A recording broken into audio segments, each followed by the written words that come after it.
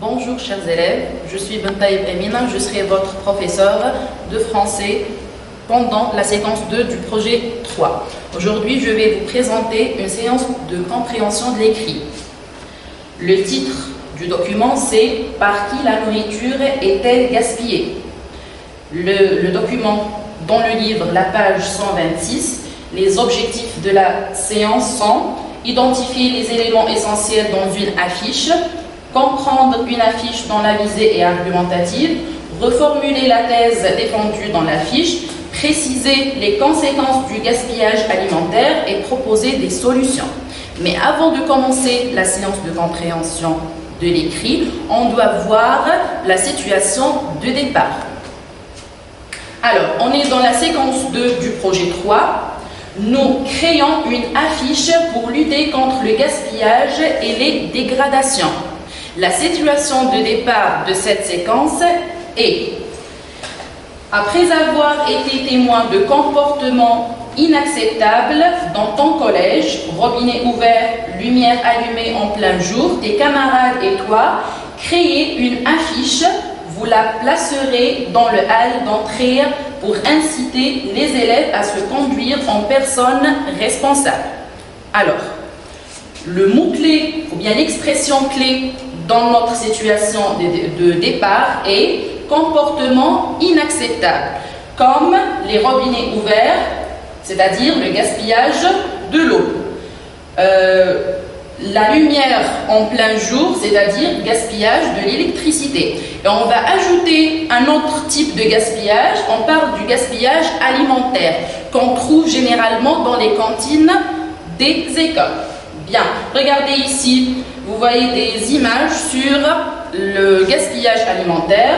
On voit des aliments jetés dans les poubelles, des aliments qu'on peut encore consommer, qui sont jetés à la poubelle, des fruits et des légumes, des pains de baguette jetés. Alors, pour faire face à ce phénomène-là, on va créer une affiche pour inciter, pour convaincre nos camarades à réduire la consommation ou bien à réduire le gaspillage alimentaire. Avant cela, on doit expliquer un autre mot-clé dans la situation de départ. On parle de affiche. Vous allez créer une affiche. Mais qu'est-ce qu'une affiche? Une affiche, ça vient du verbe afficher, c'est-à-dire placarder ou bien coller sur un mur, comme vous voyez dans l'image. Coller sur un mur, c'est-à-dire on va la coller, on va l'afficher pour que les gens puissent la voir. Bien. Alors, l'affiche, c'est un excellent objet de communication. Pourquoi? Parce que avec l'affiche, on peut passer un message par un texte simplifié et une image amusante. Comme vous voyez ici les exemples de deux affiches. Vous voyez, on a des dessins, on a des images amusantes avec un petit texte qui passe l'idée principale de l'affiche. On passe maintenant à l'identification du document, page 126. Vous avez une affiche plus un texte. Donc, on va analyser et comprendre ensemble ce document-là. Commençons par le titre et la source de ce document. Alors, le titre est « Par qui la nourriture est-elle gaspillée ?» Alors, regardez le titre ici. Il s'agit d'une question. Donc, le type de la phrase, il s'agit d'une phrase interrogative. C'est-à-dire, on va trouver la réponse à cette question dans notre document. La source de ce document est Organisation des Nations Unies, Alimentation et Agriculture. Bien, d'après le titre et la source que vous avez, quel est le thème abordé dans l'affiche ou bien dans le document en général? Est-ce qu'on parle du gaspillage de l'eau, gaspillage de la nourriture ou bien gaspillage de l'électricité? On va choisir la bonne réponse. Alors, le document qu'on a, d'après son titre et la source, le thème abordé dans la fiche est le gaspillage alimentaire. le gaspillage alimentaire.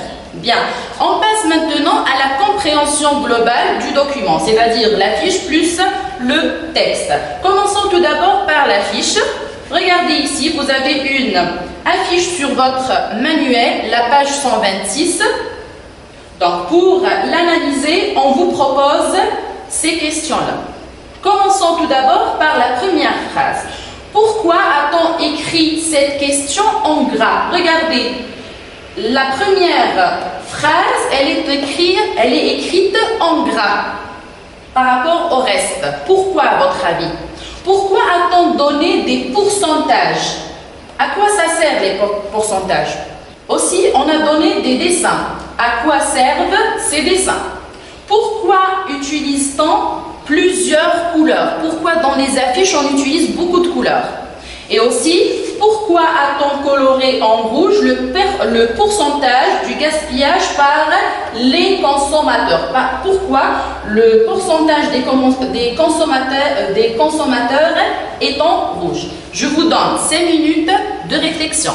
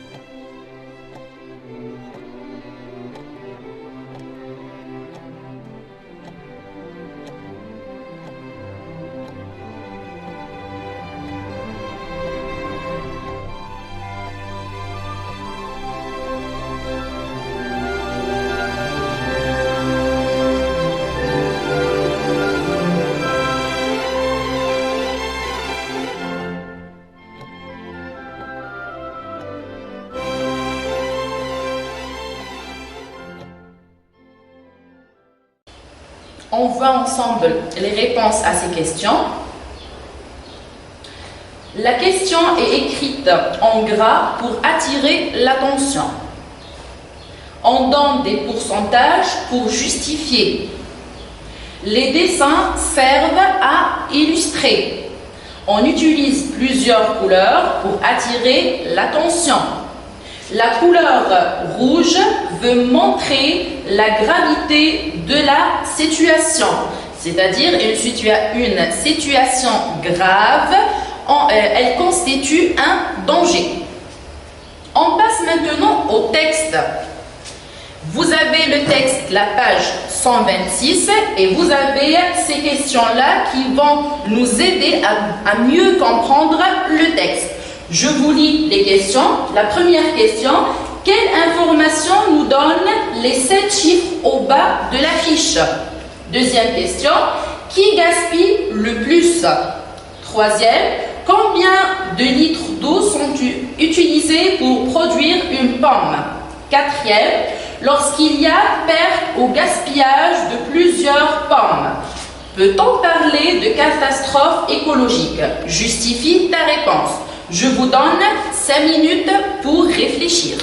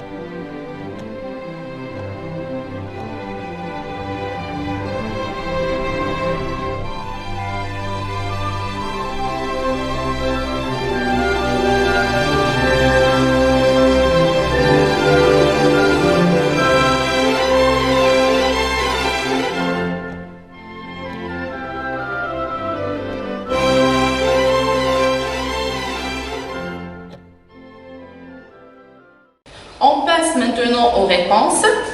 La réponse à la première question.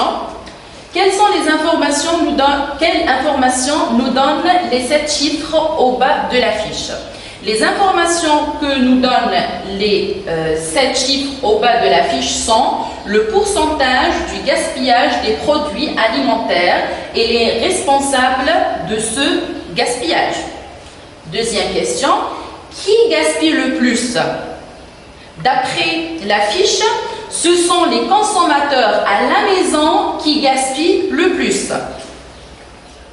Troisième question, combien de litres d'eau sont utilisés pour produire une pomme? Pour produire une pomme, on utilise 70 litres d'eau. Regardez le chiffre. Quatrième question, lorsqu'il y a perte ou gaspillage de plusieurs pommes, peut-on parler de catastrophe écologique? Justifie ta réponse. Oui, on parle d'une catastrophe écologique. La justification, lorsqu'il y a perte ou gaspillage de plusieurs pommes, on parle de catastrophe écologique car de grandes quantités d'eau vont être gâchées. Maintenant, on passe à la compréhension globale. Je vous propose une activité de vrai ou faux. Donc, vous allez relire le texte et puis vous allez répondre par vrai ou faux. La première phrase, ce sont les restaurants et les hôtels qui gaspillent le plus. La plupart des consommateurs sont éco-responsables. Éco-responsables. Une grande quantité d'aliments est jetée au lieu d'être consommée. Je vous donne 5 minutes pour réfléchir et pour répondre.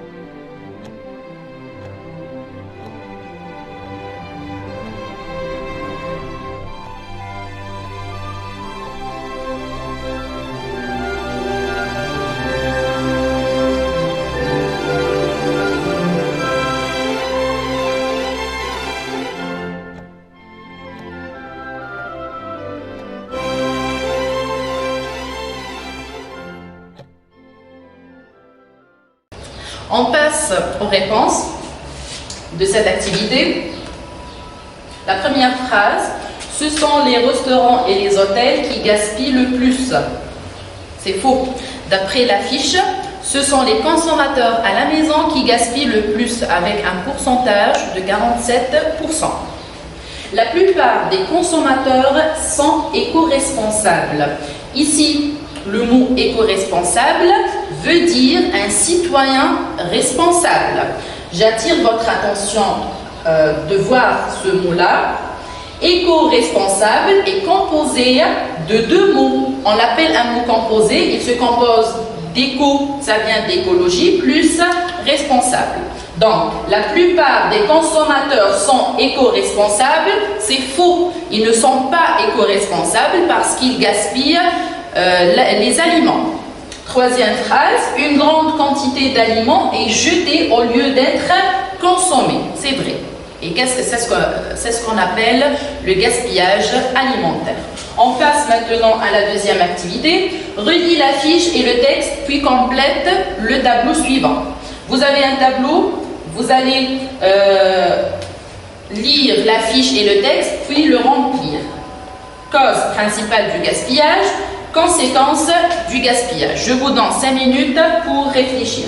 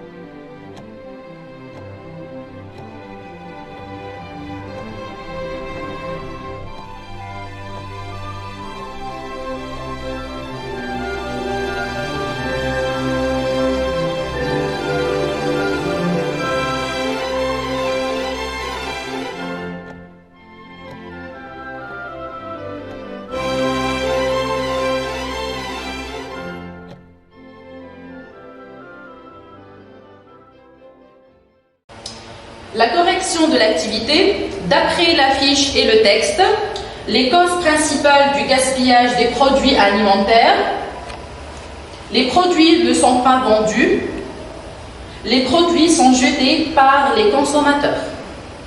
Les conséquences du gaspillage des produits alimentaires, les ressources naturelles utilisées pour les produire, les transformer, les conditionner, les transporter et les commercialiser sont également gâchées. On passe maintenant à la troisième activité. Repère les mots appartenant au champ lexical de la consommation. Donc, vous allez relire la fiche et le texte pour repérer les mots du champ lexical de consommation. Je vous donne 5 minutes pour faire l'activité.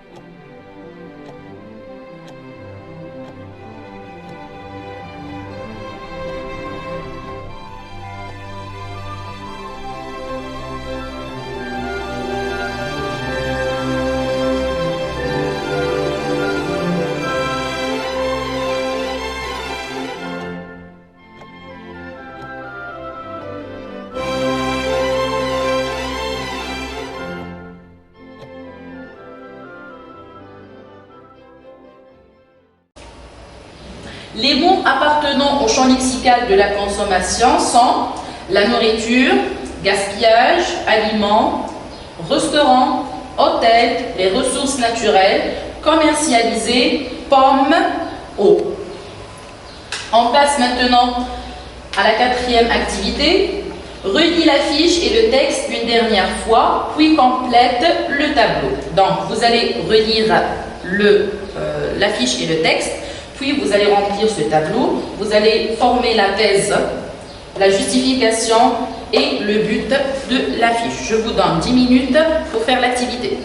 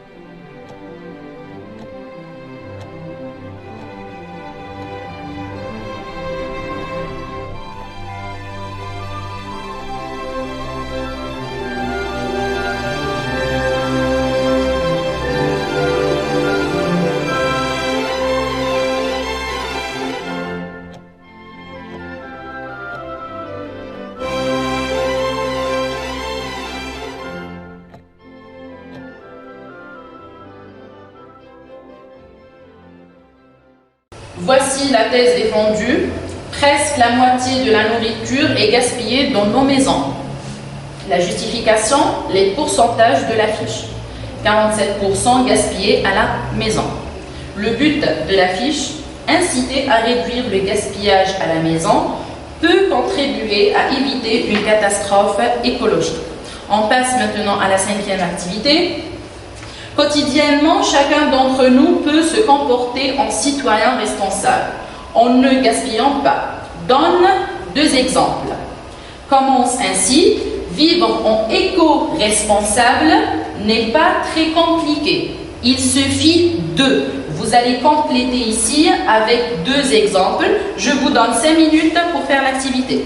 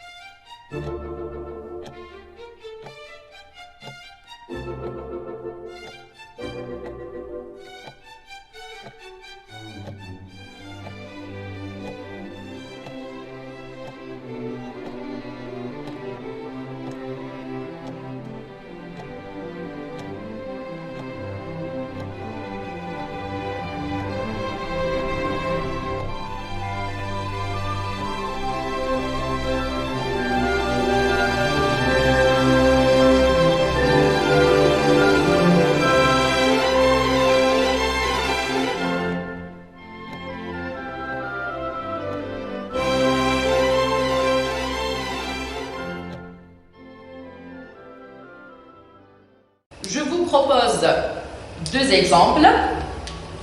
Vivre en éco-responsable n'est pas très compliqué. Il suffit, d'une part, d'encourager nos parents à acheter des aliments strictement nécessaires à la consommation familiale. D'autre part, de finir le contenu de nos assiettes pour ne rien jeter dans les poubelles. On passe maintenant à la 7e activité. Complète le passage suivant avec les mots explicatifs, une affiche, le gaspillage, argumentatif et convaincre. Je vous donne 5 minutes pour faire l'activité.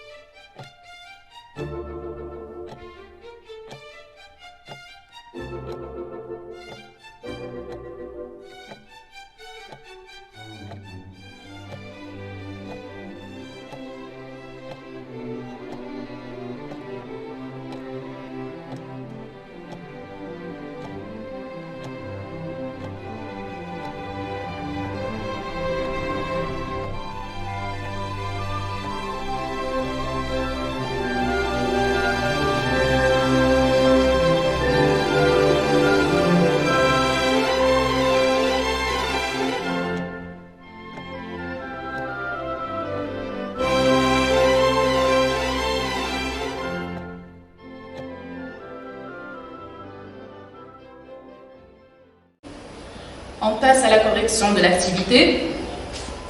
Afin de convaincre le lecteur de réduire le gaspillage alimentaire chez lui, l'auteur a utilisé une affiche dont la visée est argumentative. Cette affiche est accompagnée par un texte explicatif pour la renforcer. Attention, dans une affiche, on peut trouver des passages informatifs, explicatifs, des passages descriptifs. Donc, dans une affiche, l'auteur, il essaye de convaincre le lecteur.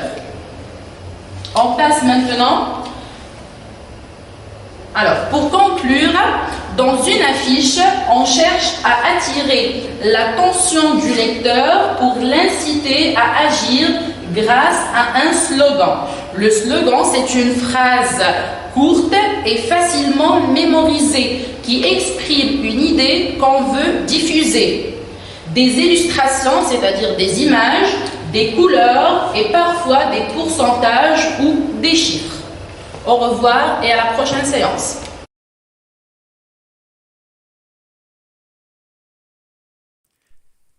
شكرا على المشاهدة.